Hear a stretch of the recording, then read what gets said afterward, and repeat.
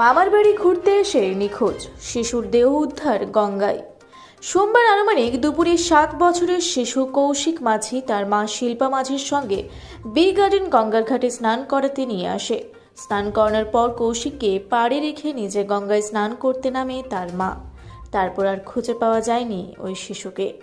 খবর পেয়ে এজেসি বোস থানায় শিশুর মা শিল্পা মাঝি অভিযোগ জানান। শিশুটির নিজের বাড়ি বর্ধমান আটঘরা মঙ্গলকোট থানা এলাকায়। হাওড়ায় বি গার্ডেন 55 নম্বর বাস স্ট্যান্ড এলাকায় 2 মাস আগে মামার বাড়ি আসে। গঙ্গার ঘাট থেকে নিখোঁজ হওয়ায় অনেকের অনুমান গঙ্গায় তলিয়ে যেতে পারে। অভিযোগ পাওয়ার পর বিকেলে পুলিশ গঙ্গার ঘাটে আসে। পরে ডুবুরি নামিয়ে তল্লাশি শুরু হলেও খোঁজ পাওয়া যায়নি। পরের দিন অর্থাৎ মঙ্গলবার গঙ্গায় ভাটা শুরু হলে দেহ পড়ে থাকতে দেখে স্থানীয়রা। পুলিশ দেহটিকে ময়নাতদন্তের জন্য নিয়ে যায়। পরিবারের শোকের ছায়া নেমে আসে।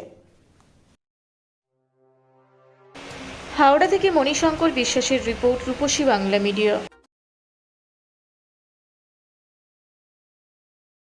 মুড়া ব্লকের লধুরকা গ্রামের অদূরে অবস্থিত দৌলত পাবলিক স্কুলের দখলে থাকা বেশ কিছু জমি নিয়ে শুরু হয়েছে আইনি জটিলতা।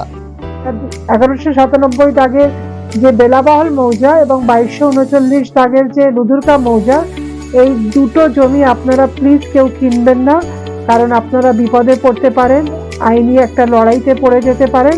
জমিটা একদম ডিসপিউটেড, ফলে একটু সাবধানে থাকবেন।